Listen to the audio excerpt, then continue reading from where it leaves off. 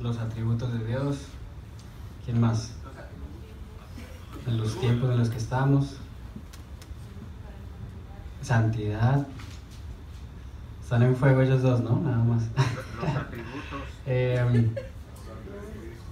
Servicio. Prácticamente si ustedes se dan cuenta, el mismo pastor ha dicho, ¿no? Hace 2 años él empezó a predicar sobre lo que está sucediendo ahora. Lo que el Señor nos ha venido revelando, tanto a los que se paran aquí a predicar, pastor Álvaro, pastor José, futuro pastor William, pastor Lorenzo y un servidor aquí, han sido, si ustedes se dan cuenta, son cosas para equipar a la iglesia para estos tiempos. Son cosas que la iglesia tiene que estar consciente y son cosas también que la iglesia tiene que poner en práctica. Entonces, por lo menos yo les puedo decir que de mi parte, yo no estoy hablándole al pastor José o al pastor Álvaro o le digo, William, pongámonos de acuerdo, vamos a ver qué vamos a predicar en este mes, qué vamos a predicar es tal día o tal cosa. Esas son, no lo digo que sea malo, sino que yo lo he visto en otras iglesias como lo hacen para manipular, y entonces después se paran acá y dicen, el Espíritu Santo nos tiene conectados y tal cosa. Yo les puedo decir que acá, por lo menos, el Espíritu nos tiene conectados, porque nosotros no hablamos, no nos ponemos de acuerdo cómo vamos a manipular, cómo vamos a mirar. Todo viene de Él, todo viene de Cristo. Él es nuestra fuente. Y si estamos conectados a la fuente, vamos a tener la misma palabra. Es el mismo sentido, el mismo Espíritu Santo. Entonces, hay una cosa de la que sí se sobreentiende, pienso yo, para la mayoría de los que están aquí, pero puede ser que haya gente que no. Si quieren, abran su Biblia en Segunda de Timoteo 3:16 para empezar. Estos son los tiempos finales, eso nadie lo puede negar. O sea, y si lo niega es porque simplemente no ha estudiado la palabra como lo hemos hecho nosotros. Ahí dice, en esta escritura, ¿ya la tienen? Amén. Dice, toda escritura es inspirada por Dios y útil para enseñar, para redarguir, para corregir, para instruir en justicia. Hace poco, bueno, en realidad desde que me convertí al cristianismo, he confrontado a varias personas que me dicen, no, pero es que la Biblia fue escrita por hombres. ¿Por qué seguir un libro que fue escrito por hombres si los hombres todos fallan?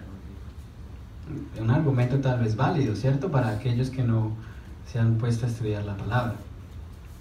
Entonces, a eso me viene a la mente dos puntos, dos acotaciones. Primero viene siendo, ok, la Biblia fue escrita por no solo un hombre, por hombres, varios, alrededor de 40 autores según los teólogos y los eruditas y todo, ¿no? Y hay un debate en el cual dicen que tal vez fue escrita en un periodo de entre 1000 a 1500 años. ¿Qué significa eso? Eso significa que, para empezar, varios de los autores no se conocían, nunca se conocieron, porque cuando uno nació ya el otro ya se había muerto. Eran de varias culturas. La Biblia fue escrita en 3 idiomas, en hebreo, en arameo y en griego. O sea que si uno no sabía griego y el otro sabía arameo, ¿cómo se iban a comunicar? Si yo a ustedes les digo ahorita, pintemos la iglesia, vamos a pintarla. Yo les voy a decir, mi color favorito es el rojo, pero al pastor Álvaro su corazón favorito puede ser el verde. A otro por ahí le va a decir, no, pintémosla de rosita. No nos vamos a poner de acuerdo. Entonces, ¿cómo es posible que tantos autores de tan diversas culturas, diferentes profesiones? Teníamos a Lucas, que era doctor, y a otros pescadores, a Pedro, creo que hacía tiendas de campaña. O sea, Pablo. Literal era diferente, totalmente diferente la cultura, Y si usted se pone a analizar la Biblia, si usted se pone a mirar el Antiguo Testamento, el Nuevo Testamento, concuerdan en todo. No sé, nunca, jamás se pone, no, pero es que yo pienso que Dios es eterno, y sale por allá, no sé, Jeremías, no, pero es que Jesús es eterno, pero Dios no, jamás. Usted nunca va a encontrar en la Biblia una sola controversia ni contradicción. No había internet y no había mucha ciencia como la tenemos ahora, que eso es parte del segundo punto. Entonces, ¿cómo sé, por ejemplo? Aquí les traje unos pequeños datos que encontré. En el libro de Daniel, y que fue antes de Cristo, 550 años antes de Cristo, y Juan, que fue 90 años después de Cristo, en Apocalipsis, ellos ambos tuvieron la visión sobre una bestia que tiene 10 cuernos. O sea, a mí el Señor por lo menos no me ha regalado la oportunidad de tener una visión, pero simplemente el hecho de que tengan la misma visión, tantos años diferentes, es que tiene que venir de una sola fuente. Es imposible que se la hayan inventado los dos así, dijeron, no, ¿sabes qué? Voy a dejar una nota escondida, este man la va a encontrar. Y hay muchas teorías que tratan de no darle validez a la Biblia. Es imposible. En Isaías, el libro de Isaías, 700 años antes de Cristo, luego David, 400 años antes de Cristo, y Juan otra vez, 90 después de Cristo, ellos todos concuerdan que Jesucristo es eterno. Ojo, 2 de ellos nunca vieron al Señor, y aún así dijeron, Jesucristo es eterno. Ya sabían que el Señor ya estaba, porque es el verbo, y el principio fue el verbo, la palabra de Dios. ¿Cierto? Ok. Segundo punto. Las profecías de la Biblia, 1, ya se cumplieron, 2, se están cumpliendo, o 3, se van a cumplir.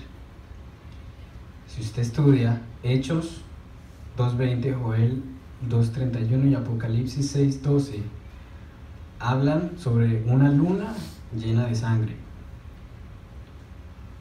Yo ya vi una luna llena de sangre. Ahora, ellos, como les decía el pastor, no había internet, no había tanta ciencia como la que tenemos ahora. Según los científicos, eso es un eclipse total lunar. ¿Cómo iba a saber alguien de hace tantos miles de años que no tenían telescopios, que no tenían cómo estudiar astronomía, que eso iba a pasar? Es imposible que alguien así nada más porque, se me ocurrió, me lo inventé y resulta que le atiné y pasó. No, eso es palabra del Señor. Lucas habla sobre las señales del sol, la luna y las estrellas, sobre lo que está pasando con los huracanes. Eso fue escrito casi más de 2000 años atrás. A mí no me cabe, no puedo comprender en mi mente humana cómo alguien hace tantos años haya escrito lo que está pasando hoy. Me parece algo totalmente impresionante. Y pasa literal, que cuando escuchen que terremotos, que vientos, que todo, la gente se va a panicar. O sea, literal está diciendo. ¿Y qué fue lo que pasó? Lo que predicaba William el domingo pasado. Yo les confieso que al principio yo estaba, pero quería salir corriendo. Cuando a mí me dijeron, obviamente yo, no tengo esa habilidad tal vez, como hablábamos con el pastor, de decir, bueno, compremos el ticket de avión, vamos. ¿No? A mí el Señor me ha bendecido lo suficiente para vivir y traerles a ustedes el mensaje, pero hay gente que sí puede hacerlo, hay gente que puede sacar la American Express, la negra, y meten 5 o 6 pasajes y se van y todo. Pero a mí se me presentó la oportunidad de irme, me dijeron vámonos, y dije, uy sí, vámonos, se ve que está grave, ¿no? Y ya teníamos todo listo, teníamos todo preparado, pero ya después yo caí en cuenta y dije, pero espérate, porque yo no he orado. Y precisamente eso pasó, que la persona que me extendió la oportunidad, esa noche no encontró gasolina, pero nada, 0. Y dije, no, espérate, aquí el Señor está queriendo decirme algo. Al siguiente día me puse de acuerdo, me puse a paz, oré con el Señor, me encontré con el versículo de la Biblia en el cual Jesús para los vientos. Yo dije, ese es mi Señor, ese es mi Cristo, y yo voy a tener fe en Él. En esta situación Él me está diciendo que me quede. Amén. No, ustedes hubieran visto cómo se puso mi esposa. ¿Pero por qué? no pienses en los niños y en mí, nos vamos a morir. Y eso es válido, yo lo entiendo porque al principio yo también no entré en pánico, pero sí entré en miedo. O sea, yo dije, ¿y si de verdad se nos quiebran las ventanas? Y yo estaba pensando, no, se va a inundar. Yo compré unos, y ya después dije, porque yo también dije, en estos desastres la gente se aprovecha, se mete a robar, hace de todo, y preciso salían las noticias, ¿no? Entonces fui a Walmart y venden unas linternas, pero buenísimas, que parecen un bate de fierro y son linternas. Dije, me llevo 2 de estas. O sea, literal. Una para mi esposa y una para mí. Y, o sea, yo estaba preocupado. Hasta que no fue que el Señor me dio paz.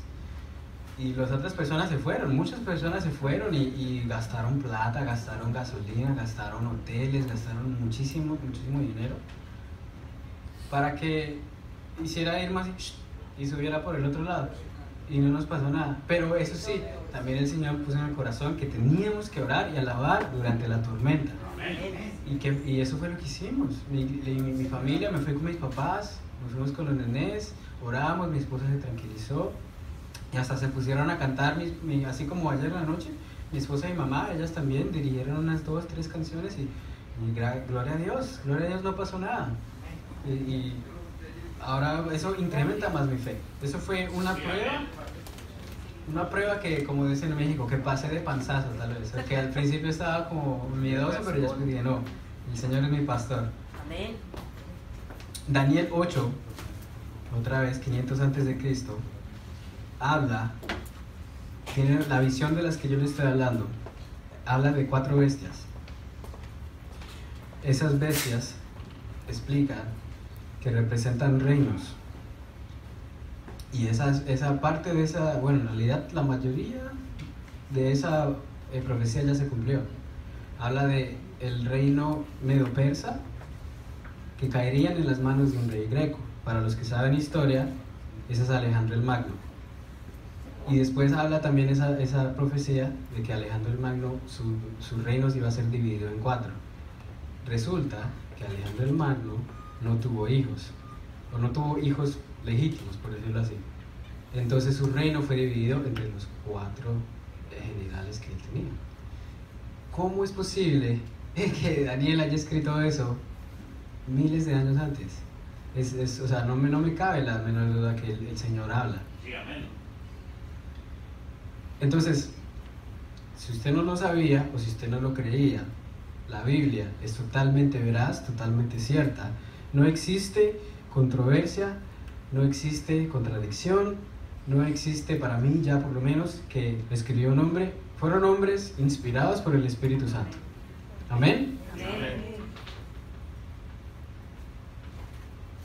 Entonces, con ese principio establecido, ahora sí entremos en el tema que yo les traigo hoy.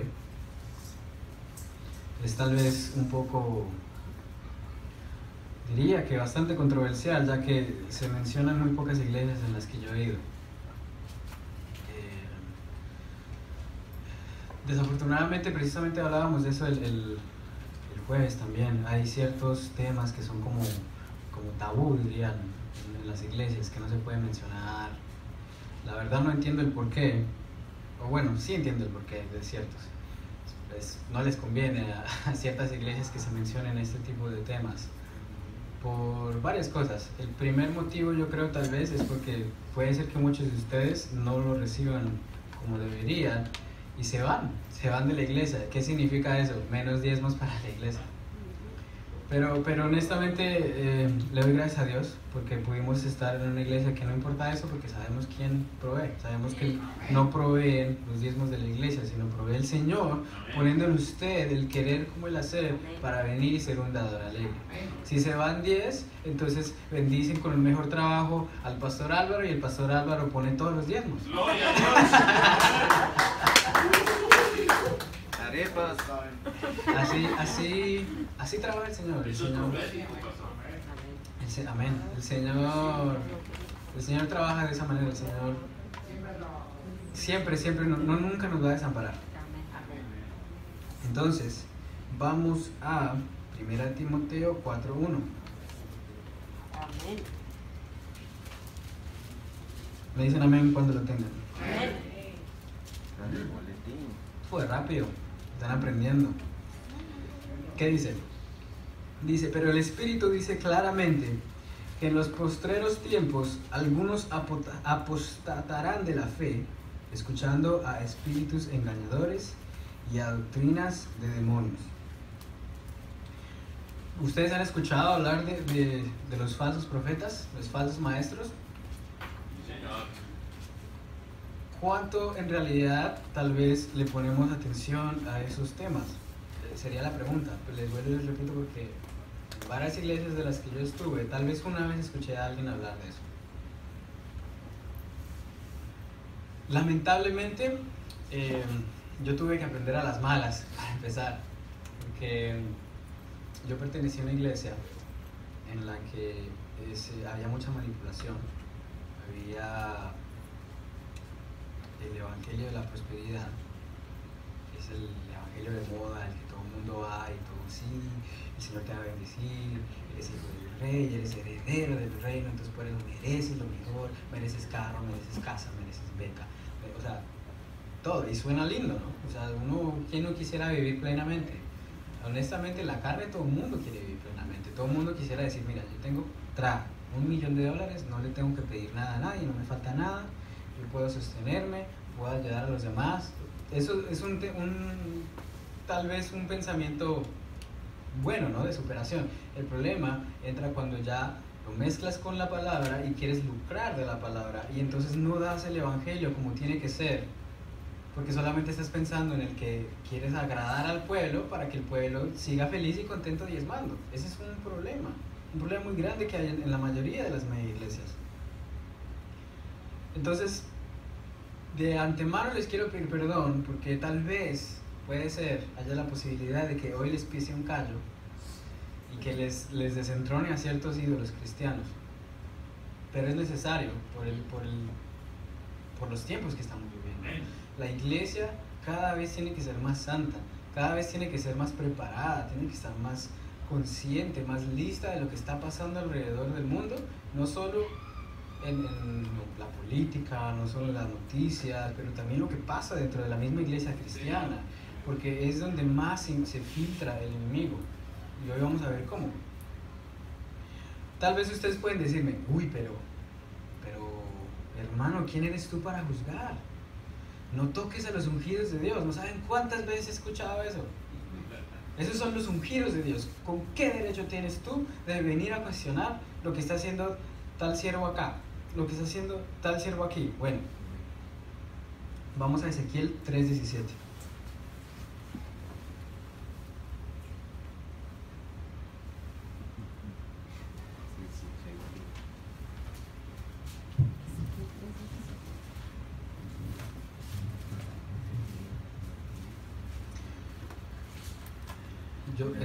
Parte de esta palabra es para que también usted, si algún día el Señor lo mueve a otra iglesia. Yo estoy feliz porque esta iglesia es totalmente sana doctrina y eso lo he comprobado. Amén. En todas las prédicas que se dan, en todos los grupos que vemos, todos los eventos que yo he participado, no hay nada más que un corazón queriendo exaltar el nombre de mi Cristo, y eso es lo que se necesita. Pero si algún día el Señor tal vez usted lo mueve por algún motivo, tiene que ir a otro estado, a otro país, uno nunca sabe. Es bueno que se esté consciente y tenga discernimiento de mirar en qué iglesia se mete. Yo lo tuve que aprender a la mala, les digo, porque yo salí muy lastimado de la iglesia, de la primera iglesia donde estuve. Y es un milagro que yo siga creyendo en Dios, porque la mayoría, el 90% del grupito que teníamos, que era un grupo grande de esa iglesia, todos se fueron al mundo otra vez, cuando se fue destapando poco a poco la cosa torcida que había ahí. Entonces, ¿qué dice? Dice, hijo de hombre, yo te he puesto por atalaya a la casa de Israel. Oirás pues tú palabra de mi boca y los amonestarás de mi parte. Vamos a Judas 1, 17-23, y mantengan ese versículo anterior de la atalaya en mente. Judas 1, perdón, 17-23, ahí lo pueden ver en la pantalla, no sé si está muy chiquito.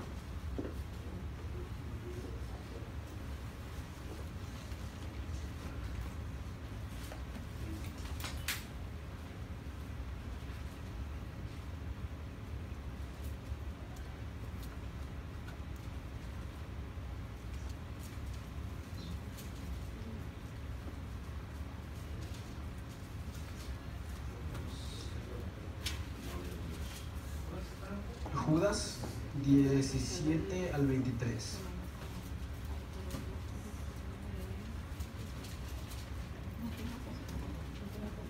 Amén. Amén. Dice así: pero vosotros, amados, tened memoria de las palabras que antes fueron dichas por los apóstoles de nuestro Señor Jesucristo, los que os decían: en el postrer tiempo habrá burladores que andarán según sus malvados deseos. Estos son los que causan divisiones, los sensuales, los que no tienen al Espíritu. Pero vosotros, amados, edificándoos sobre vuestra santísima fe, orando en el Espíritu Santo, conservaos en el amor de Dios, esperando la misericordia de nuestro Señor Jesucristo para vida eterna. Algunos que dudan, convencedlos; a otros salvad, arrebatándolos del fuego; y de otros tened misericordia con temor, aborreciendo aún la ropa contaminada por su carne. Es palabra fuerte. O sea, usted tiene que pararse en la brecha. Usted tiene que, cuando alguien esté tratando de dar doctrina que no es, usted tiene que saber, usted tiene que pararse, usted tiene que reprender esa gente. Esa gente, hay otro versículo que creo que lo tengo aquí más adelante, dice, ese tipo de gente tiene que ser callada. La Biblia literal lo dice así. Entonces, ¿por qué yo me voy a poner a escuchar a gente que me dice, pero no toques a los ungidos, cuando la Biblia claramente me manda a ser atalaya? Y no, esto no es solamente para los pastores. Obviamente los pastores son los primeros que se paran y predican, instruyen al pueblo. Pero usted como cristiano, como discípulo de Jesucristo, usted tiene un deber de ser atalaya de su hermano. Si usted ve que su hermano está haciendo algo malo, con amor obviamente, buscando el mejor interés de esa persona, decirle, mira, fulanito, esto y esto está mal. ¿Por qué? Y ahí es donde usted le saca la Biblia, dice, en tal versículo, dice, no, que no robes, no puedes robar, fulanito. ¿Y ves por qué? Te trae bendición, te trae maldición, te trae este tipo de cosas, estás afectando a otra gente. Obviamente, como les digo, con mucho amor a las personas, porque yo he visto también la manera incorrecta de hacerlo. Eres un pecador, no vas a salir de eso. Y hay una gran diferencia entre juzgar, criticar y exhortar. Y lo peor es que es muy sutil, y la gente entonces piensa que tú, por querer de llamar al pecado pecado, ya estás juzgando y ya estás criticando, y no es así. Por lo menos nosotros tenemos que ser así, tenemos que ser atalayas del pueblo, tenemos que ser atalayas de nuestro hermano, atalayas de nuestra casa. ¿Sí saben lo que es una atalaya? Una atalaya es, correcto, en los tiempos de antes, cuando había guerra, había unas torres muy altas. Los atalayas son los que estaban ahí y miraban cuando venía otro pueblo, se acercaba un ejército o algo, tocaban, daban el aviso, anunciaban, mandaban a un mensajero para mirar y preguntar, ¿vienes en paz o qué quieres? Y entonces ya venían, esos son los atalayas. Los atalayas ahora de hoy en día es el pastor José, el pastor Álvaro, el hermano Pablo, el futuro pastor William. Todos ustedes tienen que ser atalayas. Todos ustedes tienen que cuidarse, tienen que amarse los unos a otros. Es el mandamiento más grande, mostrar el amor de nuestro Cristo, amar al vecino como te amas a ti mismo. Ok, vámonos a 2 de Pedro 2, capítulo 2, versículo 1 y 3.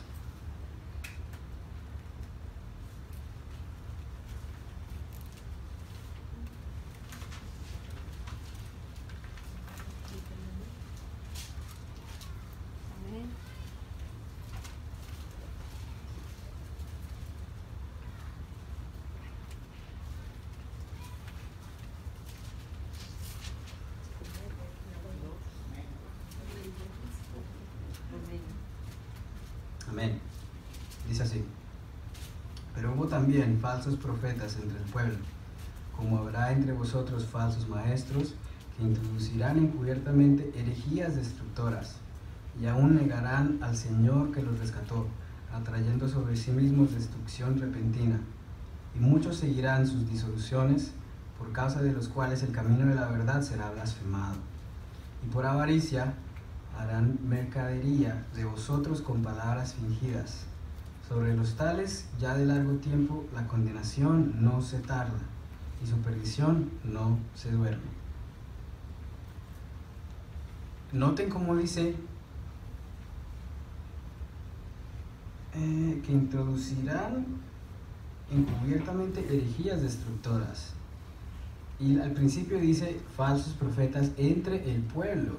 O sea, por lo general, la gente está mirando lo malo fuera de la iglesia. Eso es lo más común. Lo que no, que los clubes son malos, no, que el gobierno está corrupto, no, que tal, etcétera, etcétera, etcétera. Ponga su ejemplo el que quiera ahí. Pero ¿cuántos de nosotros de verdad nos miramos y nos ponemos a analizar lo que está pasando malo dentro de la iglesia? No me refiero solo a la iglesia, a la peña. No van a decir, uy, es que será que Kai tiene algo escondido por ahí. Claro, sí, lo primero es su casa. Pero en general, la iglesia de Cristo es un cuerpo y es muy grande. Y dentro de ese cuerpo hay ciertos líderes, tal vez que de una u otra manera puede ser que dicten ciertas cosas que hace la misma iglesia. Por ejemplo, ¿quién es el grupo más grande contemporáneo de alabanzas? Si usted no sabe, se llama Hillsong. Toda iglesia que se respete o que quiera sonar bien en la alabanza, toca Hillsong. Pero ¿cuántos de verdad nos sentamos y analizamos las letras de la canción? Nos analizamos tal vez, mirar cómo se comportan en el escenario. No solo Hillsong, todo grupo grande también. Hay varios grupos también. Desafortunadamente, hay ciertos grupos que se dicen cristianos, ciertos cantantes que son cristianos, pero están jugando con el evangelio. Y si usted no sabe de algunos, hoy les voy a mostrar algunos.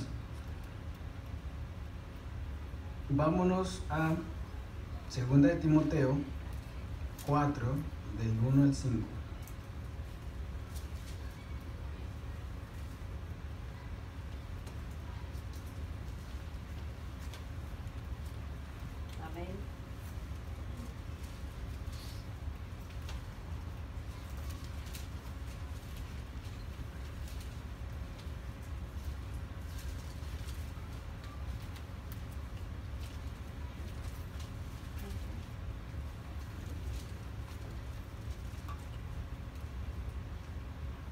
Amén. Amén. Amén.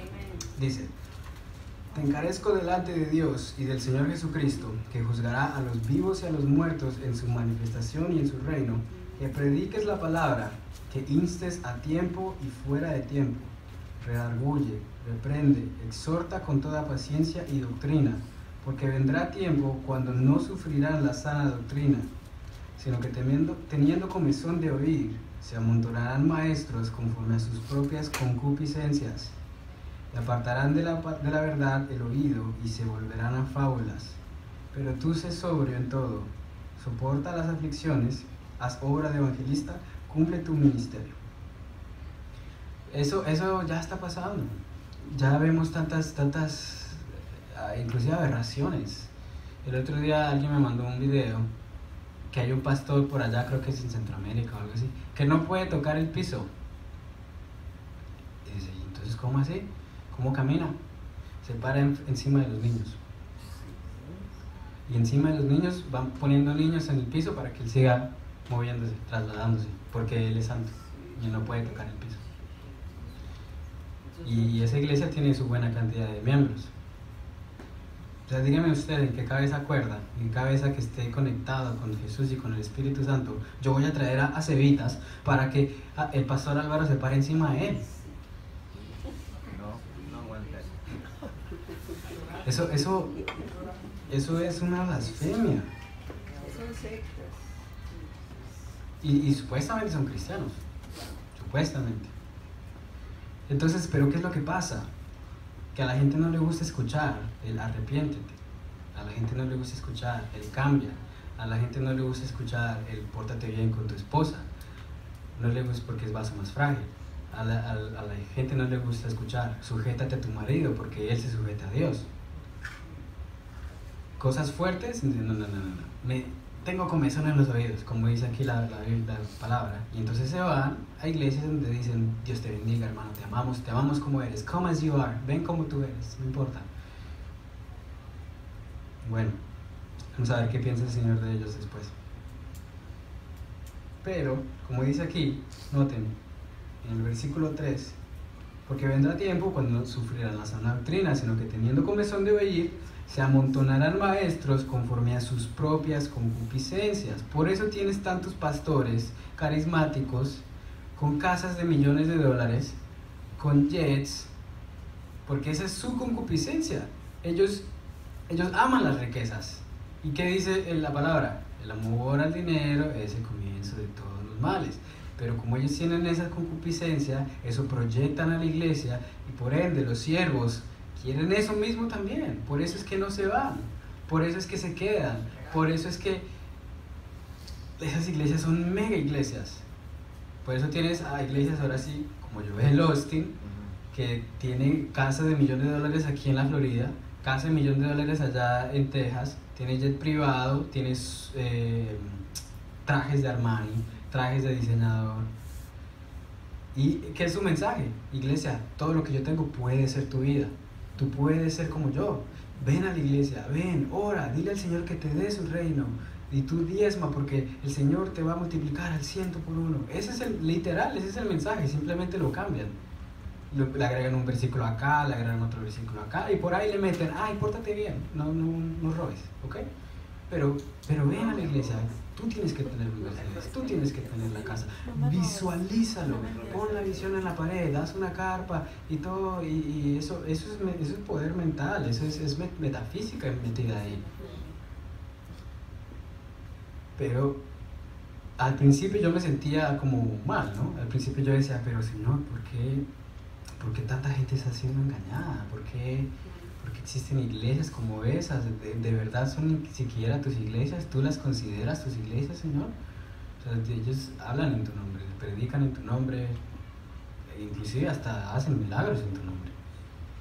¿Cómo yo podría identificar si ellos son una buena iglesia para mí o no?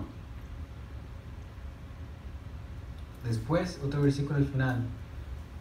Les voy a explicar por qué, pero literalmente ya no me siento mal por esas personas. Ahora, claro, sigo orando, porque yo dejé muchos amigos también que siguen yendo a ciertas iglesias manipulados. Y oro para que el Señor y el Espíritu Santo los despierte y los redarguya, como fue el caso de mi familia y la mía. Pero esas iglesias son el juicio del pueblo de Dios hoy en día, parte del juicio. ¿Por qué? Les voy a explicar después por qué. Vámonos a Primera de Tito 10:11. Perdón, Tito capítulo 1, 10:11.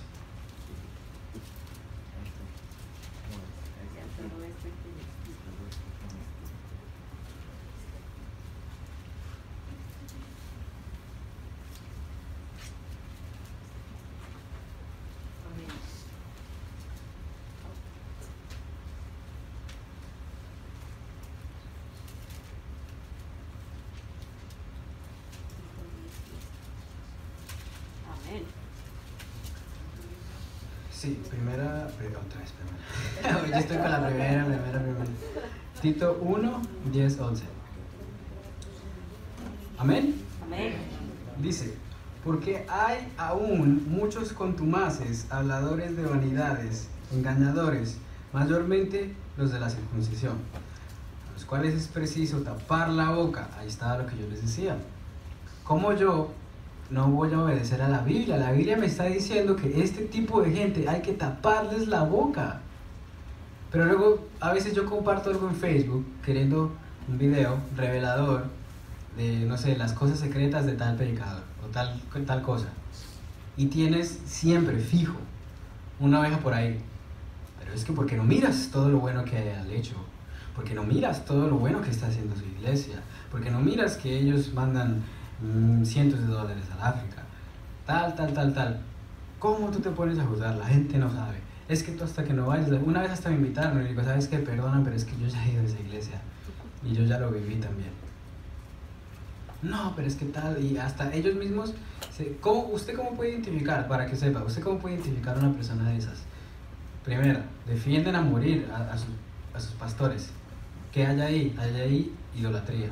Ahí estás idolatrando a la gente que se está parando en el púlpito y no estás consultando al Señor. En vez de orarle al Señor, tú sí, dentro de ti en tu casa, Señor, ¿será que compro este carro? ¿Será que no? Ay, bueno, Señor. Ya, para empezar, tú tenías una decisión. O sea, que estás siendo hipócrita. Pero segunda, vas y la consultas con el pastor, en vez de primero ponerte a paz con tu Señor. Y si tal vez, no sé, la Biblia no te está hablando, no te es clara, en ese momento, claro, tu pastor va a ser guía para ti. Pero la diferencia es que tú vas y a veces ni siquiera oras. Pastor José, ¿será que me compro el Mercedes o no? ¿Usted qué piensa? Y si el pastor es un pastor de la prosperidad, claro, tú tienes que venir con tu Mercedes y ponle el logo de la iglesia, para que todo el mundo sepa que en esta iglesia todo el mundo es próspero. Es duro escuchar la verdad, pero la palabra no nos promete riquezas a todo el mundo. Al contrario, la palabra dice que el Señor es el dueño del oro y de la plata, y Él enriquece y Él empobrece. O sea que si yo soy pobre, no significa que yo sea menos santo, no significa que yo esté menos conectado al Señor, no significa que yo esté entonces en pecado, porque esa es como que la lógica que le ponen entonces ahora a esas iglesias. Mientras más próspero sea uno, más santo, más santificado, más conectado al Señor, porque el Señor lo bendice. ¿Por qué? Porque es un íntimo de Él, y ya, y le meten. Entonces, si tú eres pobre, estás en pecado. Algo tienes que estar haciendo. Y esa es una enseñanza falsa.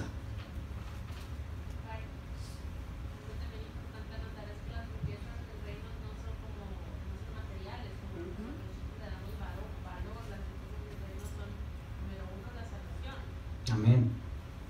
¿Qué fue lo que predicó William el fin de semana pasado? Si Irma hubiese pasado a categoría 5, casi 6, que le iban ya a categorizar por toda la mitad de la Florida, ¿qué hubiese pasado con los carros, con las casas, inclusive con nuestras vidas? ¿Acaso es que yo me voy a llevar un Mercedes al cielo? ¿O acaso yo me voy a llevar los millones o billones de dólares que yo pueda tener en una cuenta bancaria? Nada, la Biblia dice que nada de lo que hay en este mundo te vas a llevar. Quién sabe si habrá wifi en el cielo, ¿no? Entonces también, si tus riquezas son tu Facebook, tu Instagram, tu Snapchat, y déjame decirte que lo más probable es que en el cielo no exista. Entonces hay que pensar otra vez las prioridades que uno tiene en su vida. Vámonos a Hechos 20, del 29 al 30.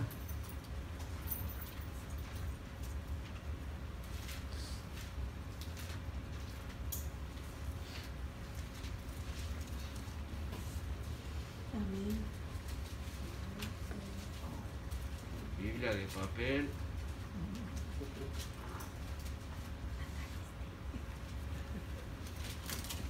A la próxima me lo ponen en el boletín, por favor. Por allá atrás alguien no trajo su Biblia. ¿Amén? Amén. ¿Qué dice? Hechos 20, 29 al 30. Porque yo sé que después de mi partida entrarán en medio de vosotros lobos rapaces que no perdonarán al rebaño. Y de vosotros mismos se levantarán hombres que hablen cosas perversas para arrastrar tras sí a los discípulos. O sea, ojo, a los mismos que ya están santificados, a los mismos que son pastores, a los mismos que son ministros de alabanza, a los que cuidan a los niños, a los que dicen, como Pedro, jamás te negaré. Ese es el target, el blanco número uno de estos pastores, de estos falsos profetas. ¿Por qué? Porque es lo que Satanás quiere. Satanás sabe que ya está vencido.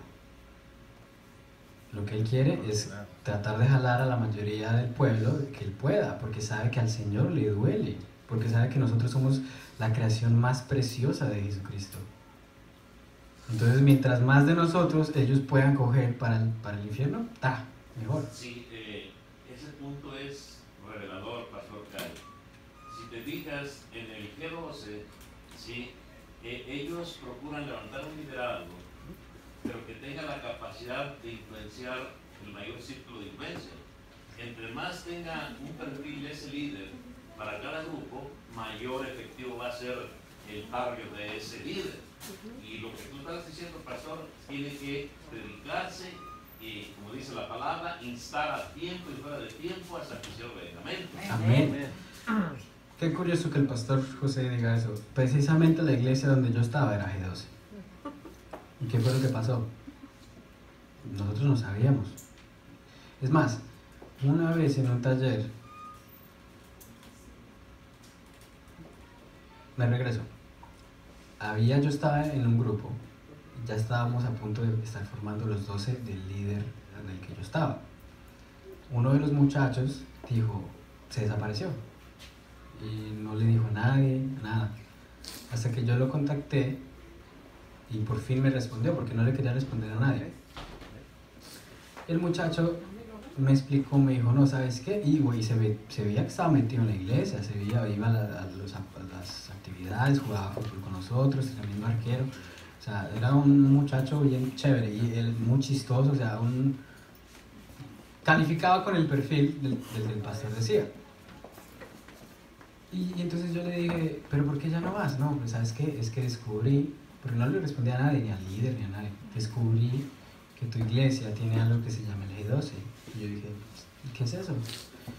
Y me mandó un link y empecé a leer y yo dije, bueno, suena similar, pero no creo, porque hablaba, o sea, ya no me lo mostraba con el carisma que me mostraban en la iglesia, no me mostraban el amor, no me mostraban que todo era unido, explicaban eso, pero explicaban la manipulación detrás de todo eso. Y yo dije, pero yo no creo. Entonces yo fui y yo le comenté al líder. Le dije, mira, lo que pasa es que tal persona ya no está viniendo por esto y esto y esto. Y él dijo, no, nosotros no somos así. Ok. Y precisamente esa semana nosotros teníamos taller de líderes y se paró el pastor de la congregación, se sentó y dijo, bueno, he escuchado por ahí que hay ciertos rumores, que nosotros somos parte del G12, quiero decirles, yo no conozco al pastor César Castellanos, es el fundador del G12 en Latinoamérica, no lo conozco, pero tremendo hombre de Dios, Dios lo bendiga, tal, nosotros estamos haciendo lo de nosotros, ya bueno, quede tranquilo, ¿no? Cuando yo me fui, el segundo pastor más cercano también se fue. En una de las conversaciones que él y yo tuvimos, ya después de que pasó todo lo que me hicieron, etc., él me confesó que en realidad el senior pastor, sí conocía a César Castellanos y que sí había ido con él y que inclusive los manuales de los talleres eran proporcionados por él. Hasta les impusieron manos. O sea, era mentira.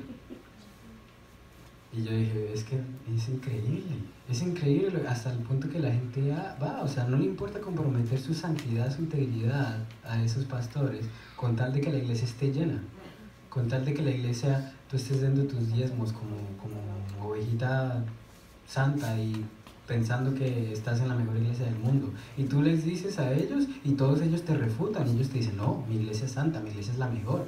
Y esa es una de las características de ellos. Si tú te vas de esa iglesia, así sea a otra iglesia, para ellos eres un pecador, porque no perteneces a ellos. Te vas en maldición.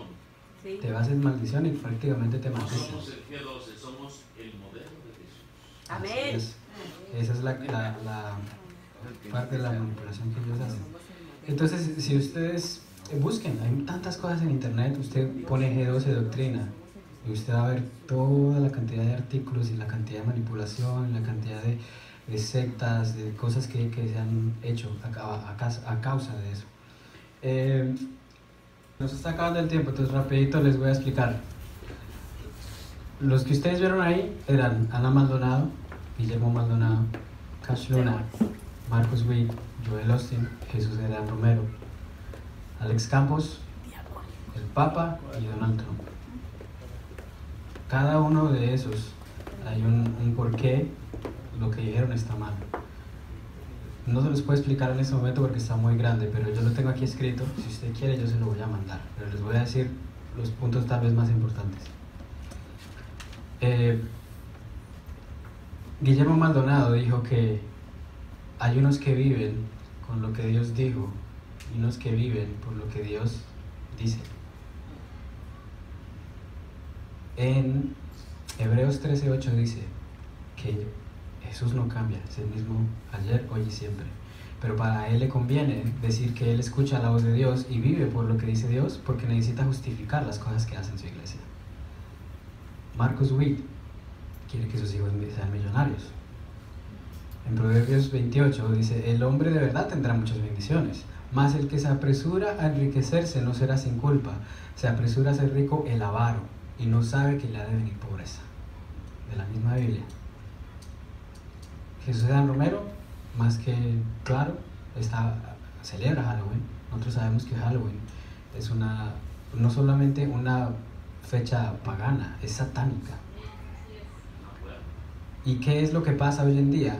Hoy en día, el satanismo moderno, si usted no conoce o no se ha puesto a investigar, hay alguien que se llama Anton LaVey. Él fue el que empezó a coger el satanismo moderno, y el satanismo moderno lo que hace es que quiere simbolizar a Satanás, quiere decir que Satanás no existe. ¿Qué significa? No quieren que Satanás sea siendo más conocido. ¿Por qué? Porque no le conviene. ¿Ustedes por qué creen de verdad que Satanás no se ha presentado todavía? Porque muchos creerían. Muchos dirían: uy, ¿este man existe? ¿Es verdad? Salen corriendo para la peña porque saben que aquí hay gente en santidad y queriendo ver cómo es que se vive en realidad. Y si se dan cuenta, muchos de los que les mostré, esa es la técnica. Es tratar de infiltrar lo que es malo, llamándolo bueno, y que no se note mucho, que no se haga mucha mención del enemigo, que no se haga mucha mención de que está mal. Esa es la técnica del enemigo hoy en día. Por último, ¿por qué mostré a Donald Trump, a Alex Campos y al Papa?